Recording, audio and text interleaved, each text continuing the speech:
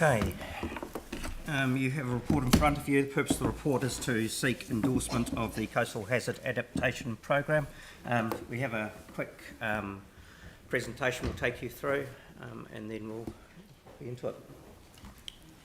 Kia ora koutou. It is a very short presentation because we've had the benefit of briefing you earlier, and also some engagement or significant engagement with the Coastal Hazards Working Group over time.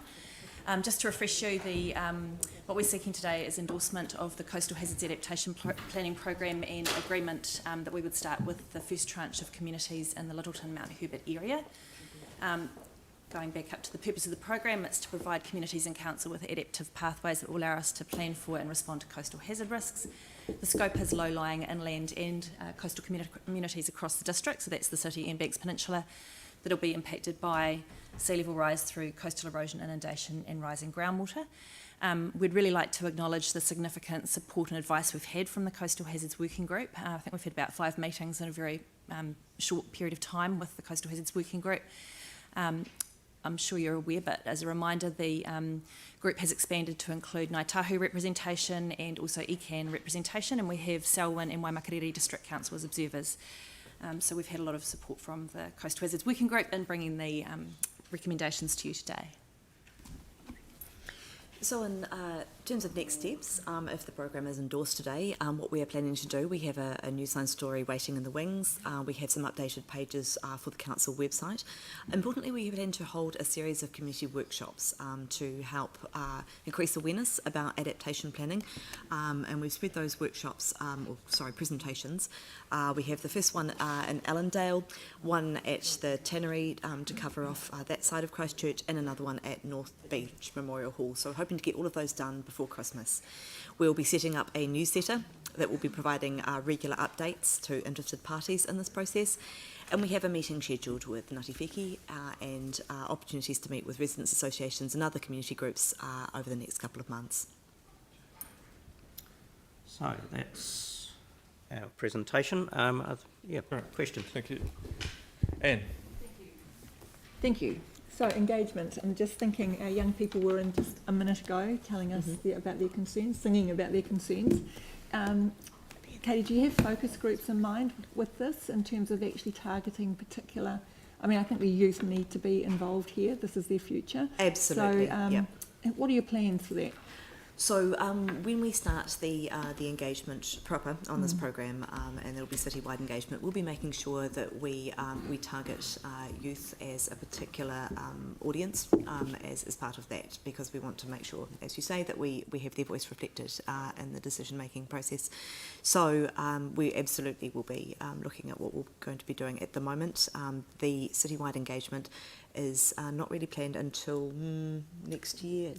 Yeah, next year, sort of like mid next year, and so we can come back with some more details about that if you'd like to hear it. That would be great. And thinking about the panels, the community panels, would you intend to have young people involved with those? Yes, we do. Yeah. Can I just add to that? The work that Sian Carville's been doing with the Governor's Base School is also occurring in other schools around the district, and so she's forming a network really of children and young people who are starting to engage in these issues, and I think that's going to be a really strong resource and network for us to tap into. Excellent, thank you. Yanni? Yeah, thanks. I was just wondering what time the meeting is on the 2nd of December? The meetings start at 6 o'clock and go till 7:30. So to make sure we get that after work time, give people a little bit of time to get there. Thanks. That's consistent across all of those. Okay. Any other questions? Anne?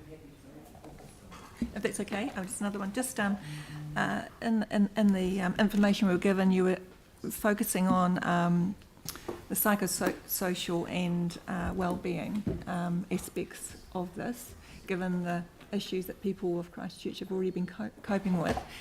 What does that look like? You know, how will you address that?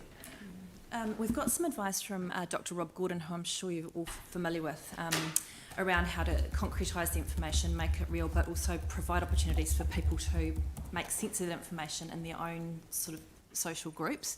So we'd be looking at potentially trying to get community networks involved in sharing information and talking together and those sorts of things.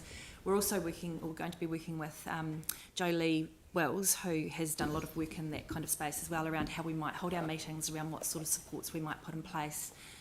We're very conscious of that kind of way of working from previous experience, so it'll just be something we've got on our minds. But I guess the key part of Dr. Rob Gordon's advice is you can't walk away from the issues, you have to make them very real, and then it's just about how people are able to process those issues themselves. Thank you. Right, so it's been moved by the Mayor. I'm happy to second it. Debate. Look, I'd like to take the opportunity to congratulate staff on what is an outstanding program of work, which they've really committed a lot of time and effort to, and really engaged deeply with the communities over. And I'm just so thrilled, because I recall, you know, back when we were doing the Christchurch Replacement District Plan, the antagonism and challenges that were confronting the communities that felt they were at the front end of something being done to them, instead of the front end of a process that is going to deeply engage with them. And I just really wanted to acknowledge that publicly and to say thank you for the efforts you've done.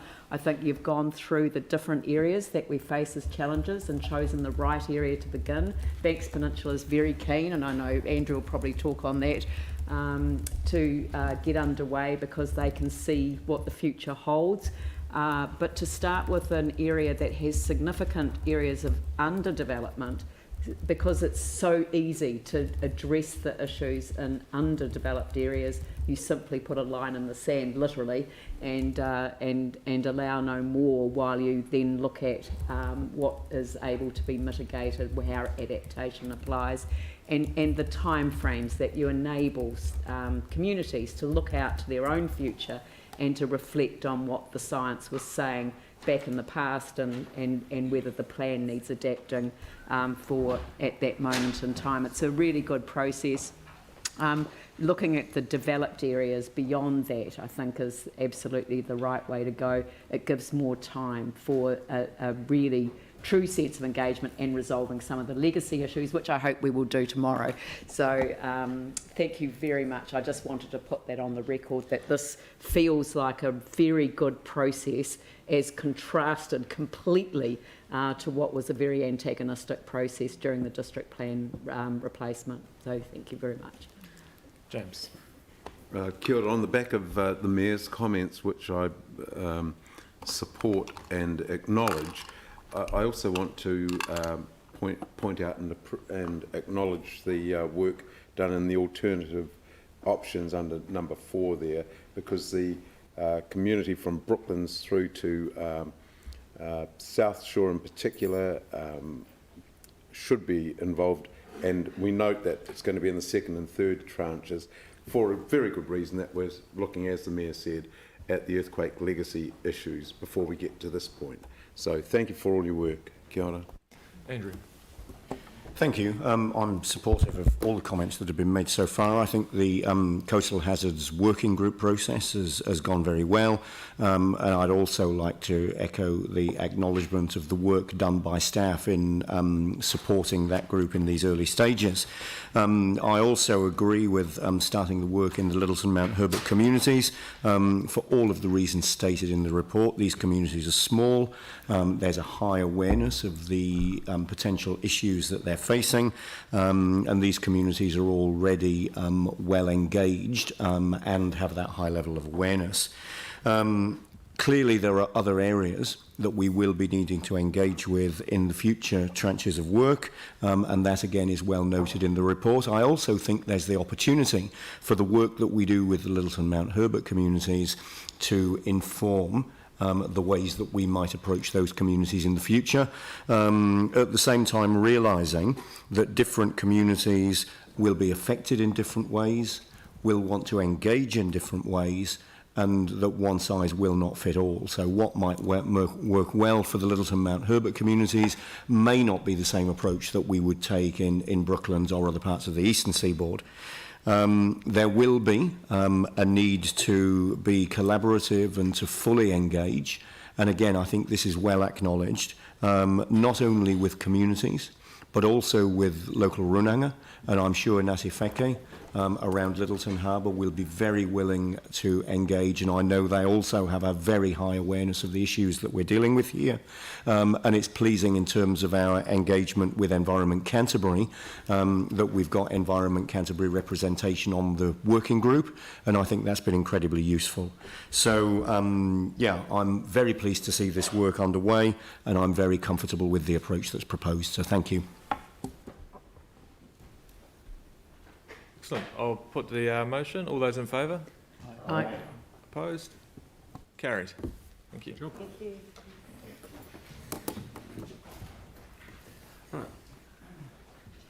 Item 8.